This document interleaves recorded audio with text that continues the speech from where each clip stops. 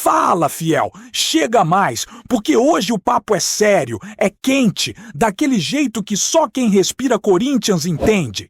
Antes de tudo, já se ajeita na cadeira, porque o que aconteceu nesse último jogo deixou claro, mais uma vez, que o Corinthians está vivendo um daqueles momentos em que tudo parece pesar no ombro do time.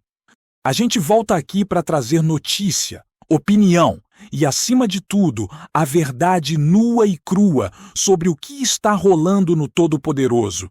E, como sempre, se liga.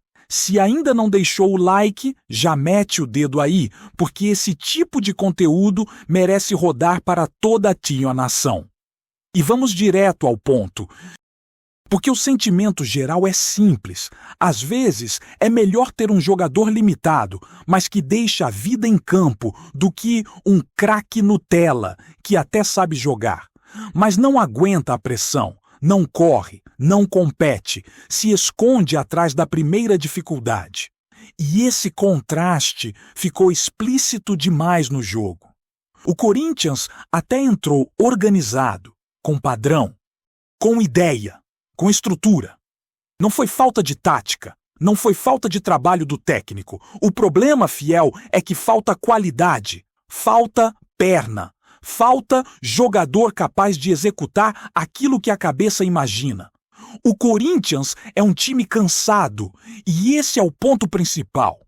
O elenco foi mal montado, sobrecarregado de jogadores lentos, previsíveis, pesados, que não conseguem acompanhar o ritmo de um futebol brasileiro cada vez mais intenso. E não adianta ficar brigando com o sentimento. O Carídio é lento, o Maicon é lento.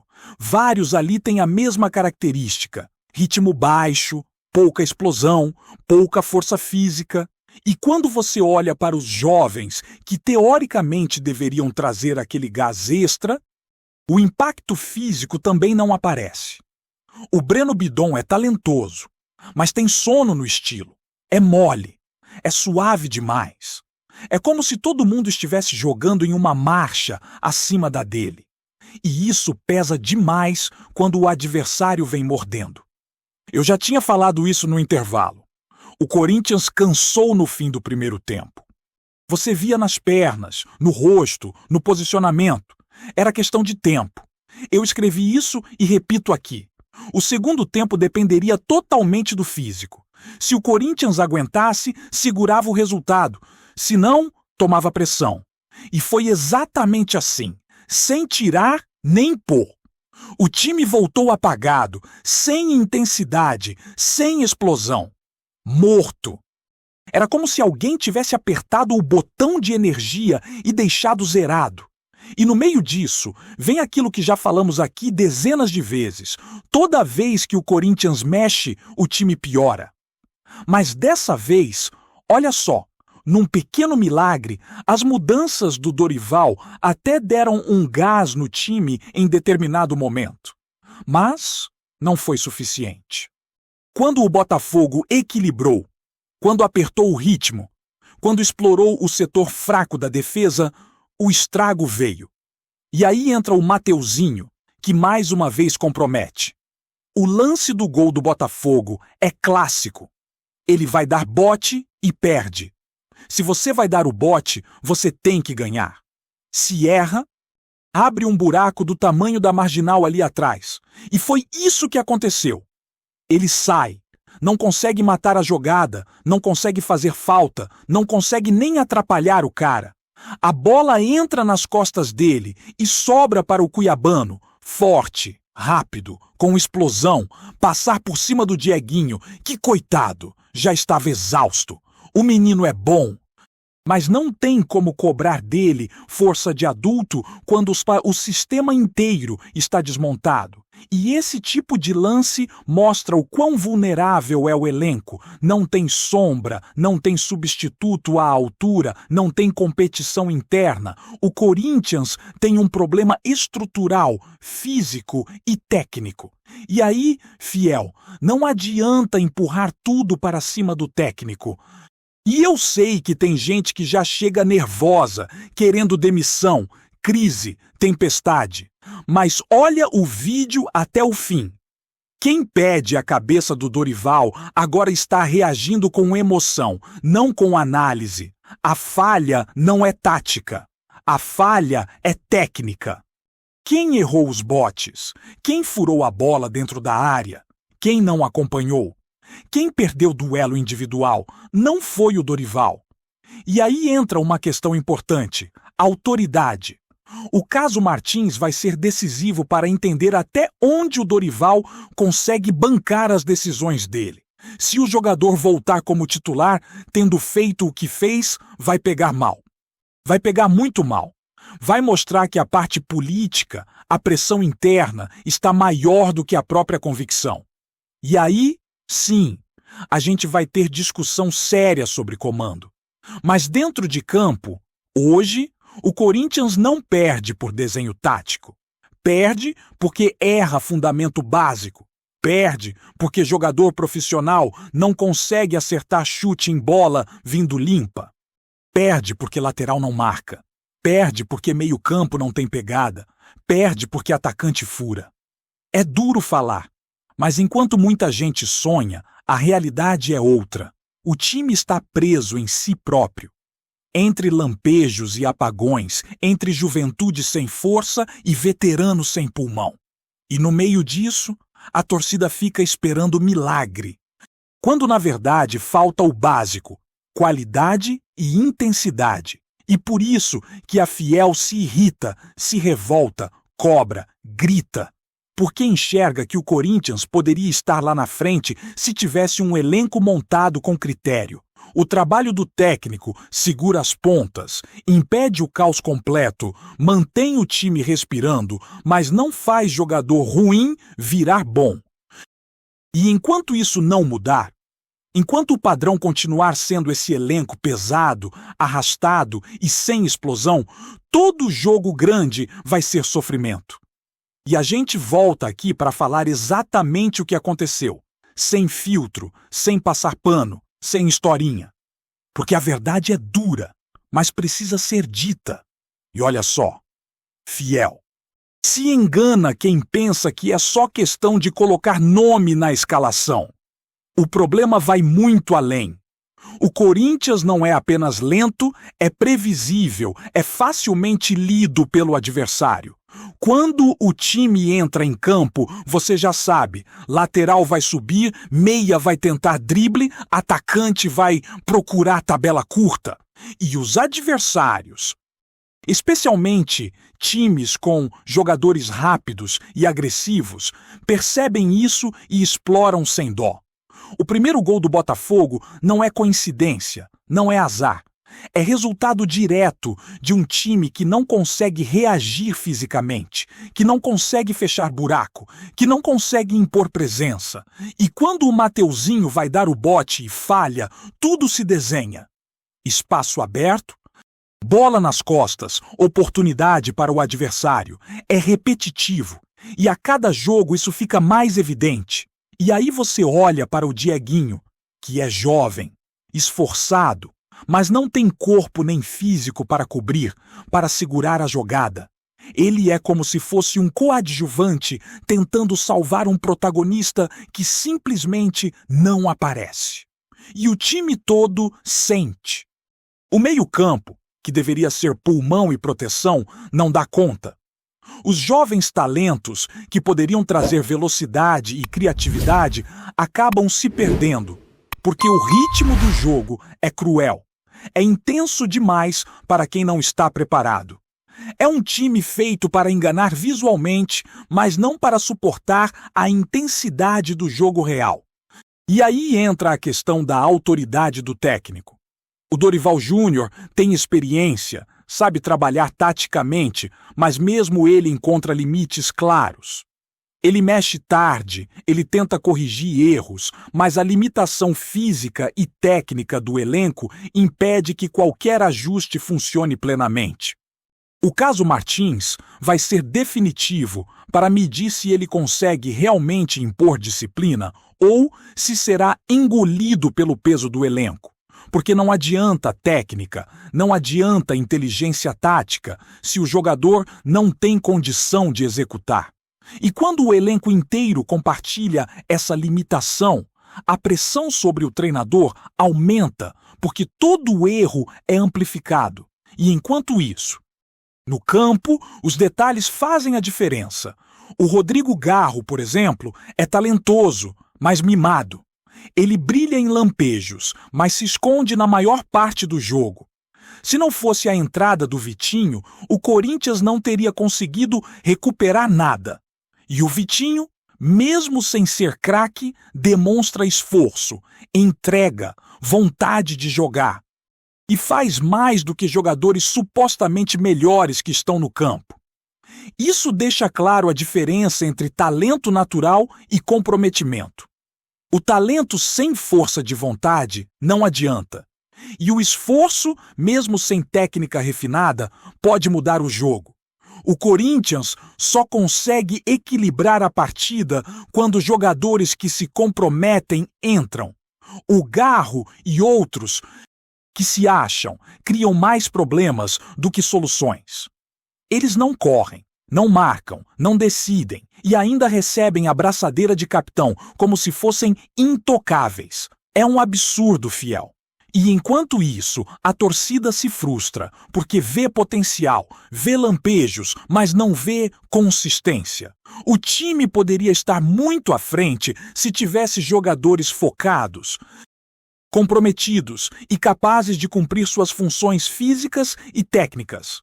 E a análise fica ainda mais dura quando você observa como os gols foram tomados. Cada gol sofrido não foi fruto de genialidade do adversário, foi fruto de erros básicos de execução. Um jogador não acerta chute, outro não marca, outro se posiciona mal. É falha de fundamentos, não de estratégia. E se o time inteiro falha nos fundamentos, não adianta ter plano tático. O Botafogo não precisou criar algo extraordinário, só precisou explorar a lentidão e os erros. É o reflexo de um elenco mal construído, de escolhas questionáveis, de jogadores mimados e de quem não entrega o que deveria em campo. E quando você pensa que a situação não poderia ser mais crítica, aparece o cenário das substituições. O Carrídio sai. Entra o Michael, que consegue render um pouco mais porque está descansado. O Vitinho entra e consegue desempenhar funções que outros titulares não cumpriram. Isso mostra que a solução não está no esquema, está na disposição, está no comprometimento, está no físico e na vontade de jogar. Enquanto os jogadores se acomodam, o time sofre. E o resultado final é a repetição de erros, a frustração da torcida e a sensação de impotência diante de uma equipe limitada. E não podemos esquecer dos detalhes mais sutis, que passam despercebidos por muitos. Cada passe errado, cada cobertura perdida, cada marcação falha vai somando e explica o porquê de o time sofrer gols que poderiam ser evitados. O Corinthians poderia ter saído na frente, poderia ter matado a partida, mas o que aconteceu foi o oposto. Falta concentração, falta técnica individual, falta intensidade física e sobra pressão. E essa pressão se multiplica quando a bola não entra. Quando o adversário aproveita o mínimo erro e o Corinthians não consegue responder. A situação fica ainda mais complicada quando olhamos para o próximo adversário, o Cruzeiro. O lateral deles é rápido, forte, físico. E o Mateuzinho, mais uma vez, vai ser o ponto crítico. Se ele repetir os mesmos erros, se sair mal posicionado, se falhar nos duelos, o Corinthians vai sofrer novamente. E aí não adianta culpar apenas o técnico. A responsabilidade é do conjunto. Elenco, preparo físico, dedicação, atenção aos detalhes e entrega individual. E no meio disso surge a percepção de que o Corinthians é um time que depende mais de lampejos do que de consistência. Alguns jogadores aparecem em momentos-chave, brilham em uma jogada, em um gol. Mas isso não sustenta o time por 90 minutos. O restante do elenco, que deveria suportar o ritmo, garantir equilíbrio e força, simplesmente não entrega. E é por isso que cada jogo se torna um teste de paciência para a Fiel. Uma aula de frustração e um lembrete doloroso de que talento sem comprometimento físico e mental não é suficiente. O Corinthians hoje é assim, cheio de contrastes, cheio de jovens promissores que não têm preparo físico, cheio de talentos mimados, cheio de lampejos de craques que não se sustentam. E quem segura a onda é o técnico, que comanda, orienta, corrige, mas não consegue transformar incapacidade física em capacidade. É a realidade nua e crua de um time que poderia ser muito mais, mas que é limitado, cansado, previsível e vulnerável. E é nesse cenário que a Fiel acompanha cada lance, cada erro, cada oportunidade perdida, sabendo que a luta não é só dentro de campo, mas também contra a limitação de um elenco que não está à altura do que se espera do Corinthians. E o mais frustrante, Fiel, é ver que essas limitações não são novidades.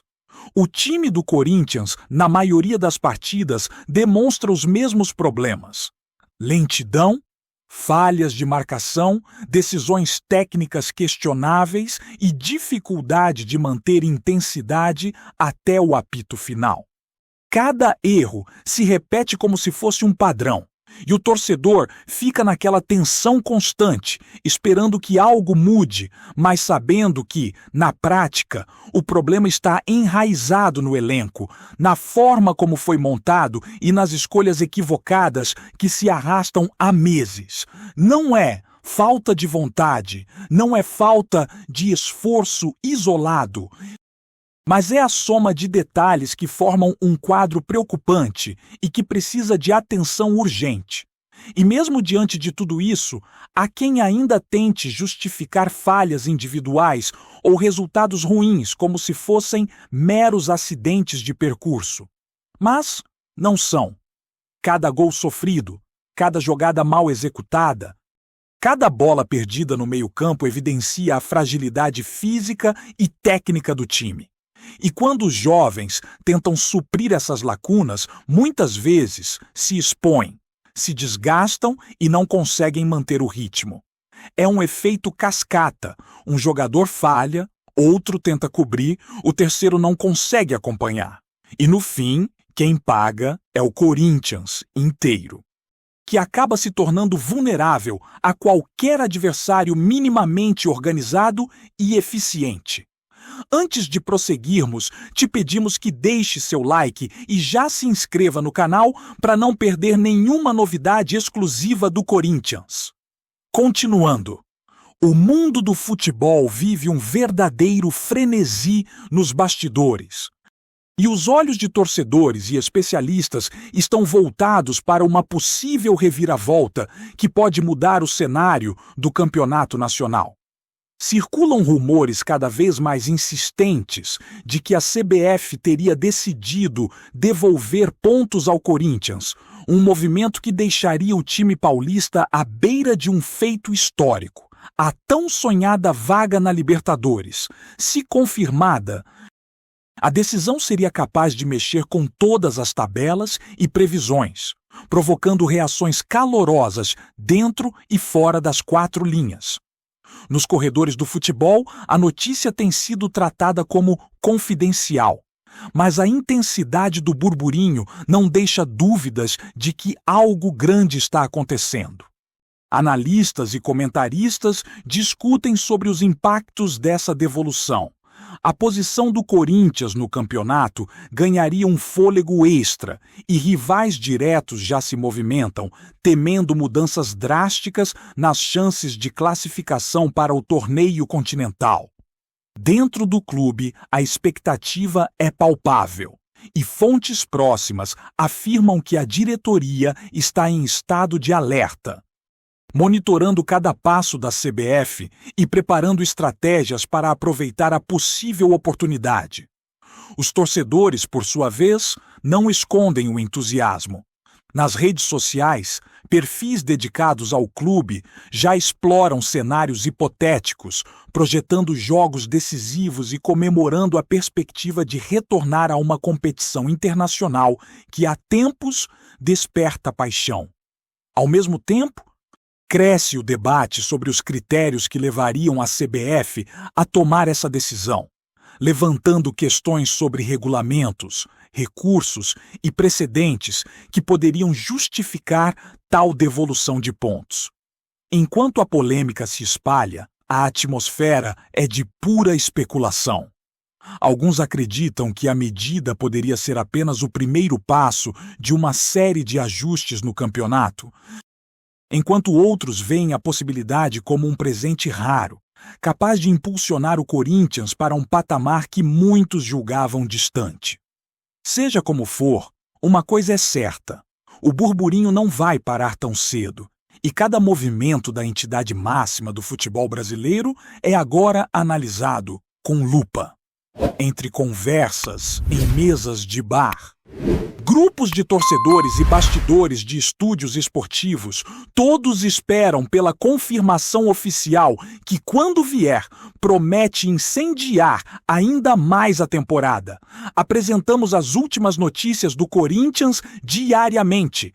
Inscreva-se no nosso canal e deixe o seu like para continuar recebendo informações exclusivas. Não se esqueça de compartilhar a sua opinião sobre essa notícia nos comentários, pois sua participação é crucial para o Corinthians. Até o próximo vídeo. Fiel!